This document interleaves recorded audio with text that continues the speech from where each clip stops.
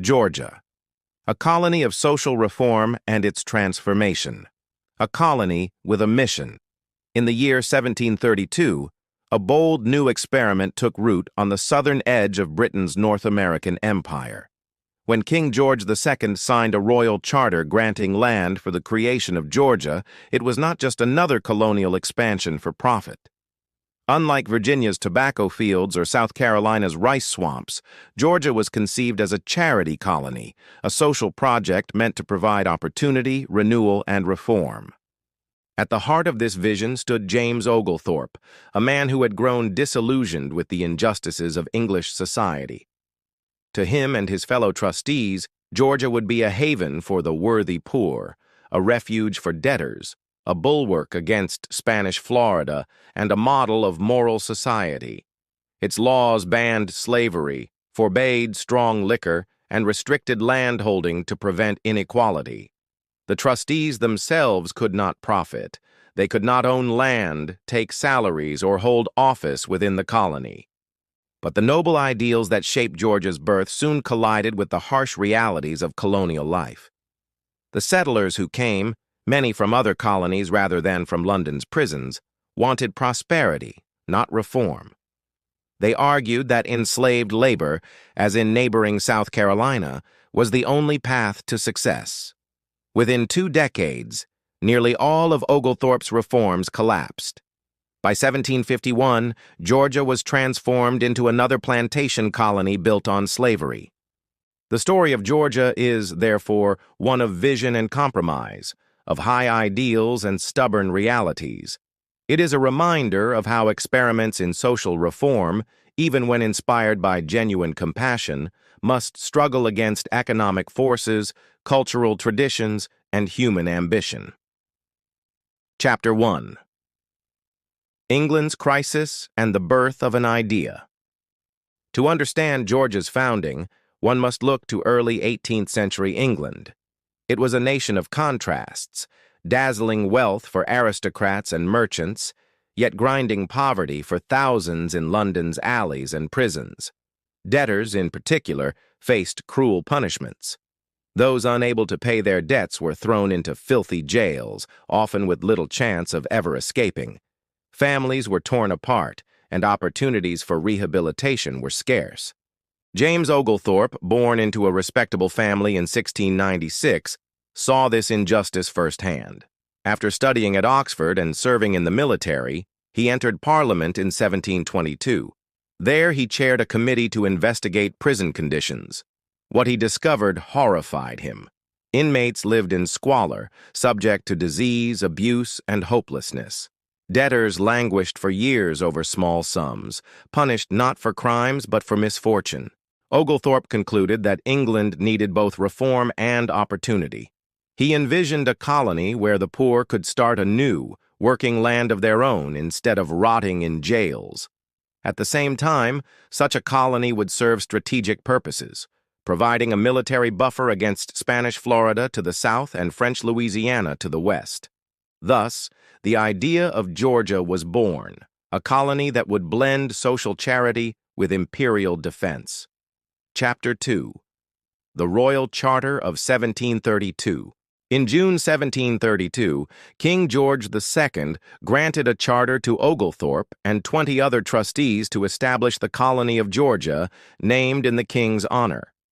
The charter gave them control of the land between the Savannah and Altamaha rivers, stretching from the Atlantic to the South Seas, a vast claim by European standards. The charter's provisions were unusual. Unlike other colonies founded for profit, Georgia's trustees were not permitted to receive salaries, own land, or benefit personally.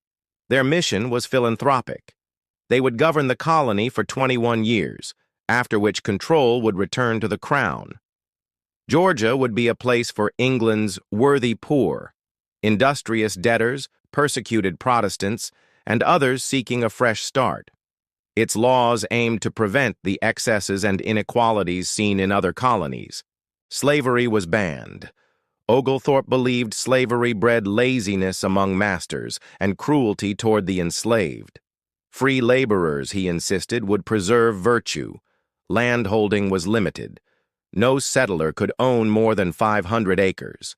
This was meant to prevent the rise of a powerful planter elite like that of Virginia or South Carolina. Rum was prohibited. Hard liquor, thought to corrupt morals and discipline, was not allowed. Military service was required. Settlers were expected to help defend the southern frontier from Spanish attacks. Georgia was thus a colony of reform, charity, and discipline. But how would these lofty rules survive the raw realities of colonial settlement? Chapter 3. The First Voyage and Settlement. In late 1732, Oglethorpe led the first group of settlers across the Atlantic. They were not the debtors one might expect, since English prisons proved reluctant to release inmates. Instead, they were poor laborers, artisans, and refugees, people in search of opportunity. The voyage ended in February 1733, when they landed at Yamacraw Bluff on the Savannah River. There, with the cooperation of Tomochichi, a Creek chief, they founded the town of Savannah. This relationship was crucial. Without native allies, the fragile colony could not have survived its first years. Oglethorpe himself lived among the settlers, leading by example. He helped design Savannah's grid layout, a model of orderly urban planning. Wide streets and public squares symbolized equality and community. At first, the colony seemed to embody its ideals, a disciplined, cooperative society built from scratch. But beneath the surface, tensions were already brewing. Settlers struggled with the ban on rum, the limits on land, and most of all, the prohibition of slavery.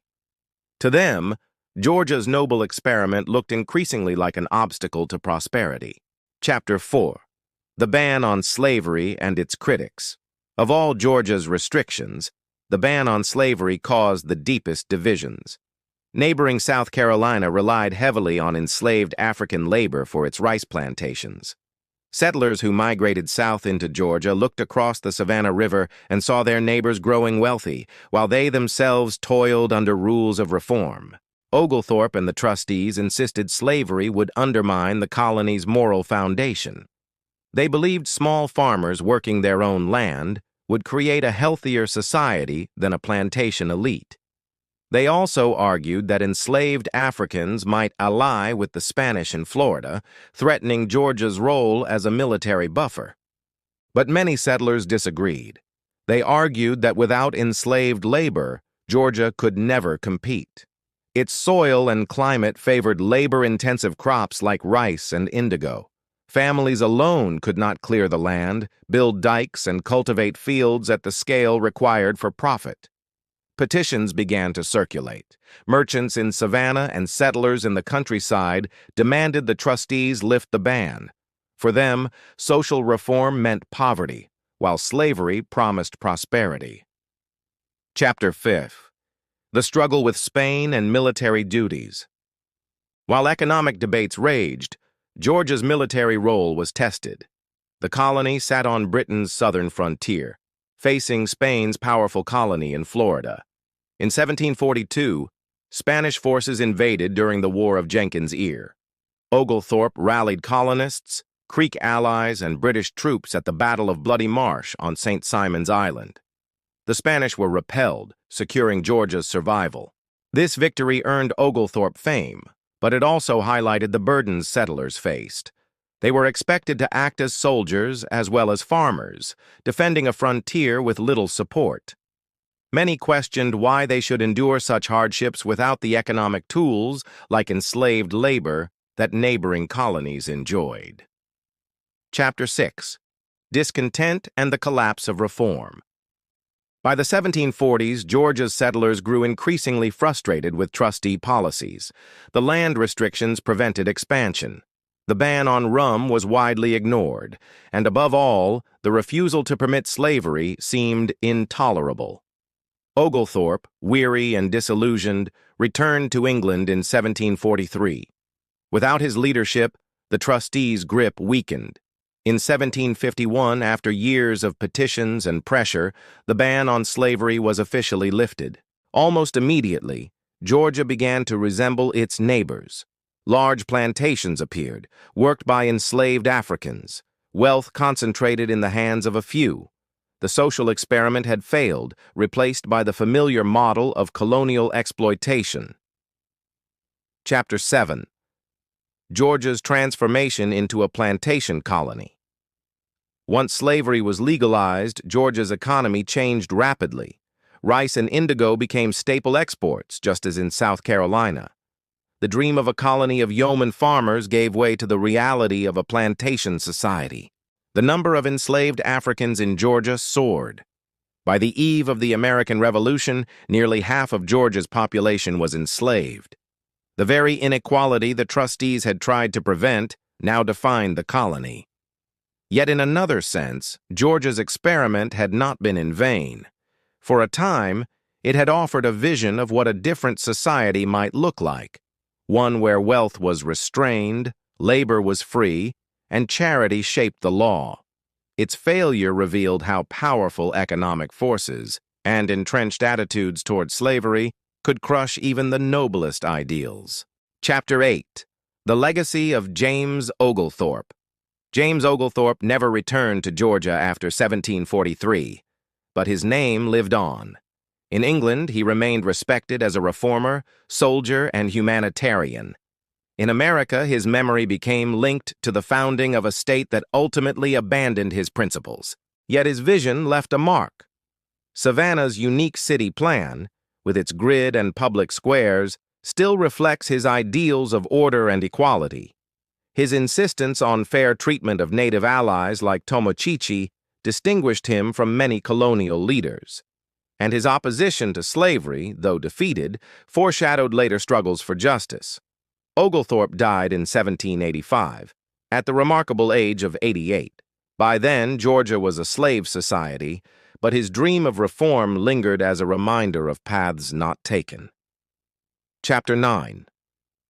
Georgia in the Revolutionary Era. As tensions with Britain grew in the 1760s and 1770s, Georgia remained torn. Its plantation economy tied it closely to imperial trade, but many colonists resented royal control. By 1776, Georgia joined the other 12 colonies in declaring independence. The ideals of liberty and equality, however, rang hollow for the enslaved population whose bondage had been legalized only a generation earlier. In this contradiction, Georgia mirrored the broader paradox of America, a nation born in the name of freedom while denying it to so many. Chapter 10. Reflections on Reform and Reality. The founding of Georgia offers a rare glimpse into an experiment in social reform within the harsh framework of colonial empire. Its lessons are complex: idealism versus pragmatism. Oglethorpe and the trustees sought to build a virtuous society, but settlers prioritized economic survival and prosperity. Charity versus exploitation. Georgia began as a refuge for the poor, but became a plantation economy rooted in slavery. Discipline versus freedom. Restrictions on land, liquor, and labor aimed at equality, but settlers demanded freedom from such rules, even if that meant enslaving others. In the end, Georgia's ideals collapsed under pressure, but the attempt itself remained significant. It showed that even in the 18th century, amid empires and plantations, there were voices imagining a more just society. Conclusion. Georgia's double legacy. Georgia was founded as the last of Britain's 13 colonies, but it was also the most unusual. Conceived as a project of charity, discipline, and reform, it offered a vision of society where poverty could be relieved, slavery rejected, and equality promoted. Yet its settlers, shaped by the economic culture of the South, rejected those ideals. By 1751, Georgia was a slave-holding colony like its neighbors, its reformist origins largely forgotten. Still, the memory of its founding vision endures. It reminds us that colonies were not only engines of exploitation, but also arenas of debate about justice, morality, and society. James Oglethorpe's experiment may have failed in practice, but in history it continues to provoke questions about what kind of communities people can build and what sacrifices they are willing to make for wealth and power. This is History and Culture. Thanks for watching.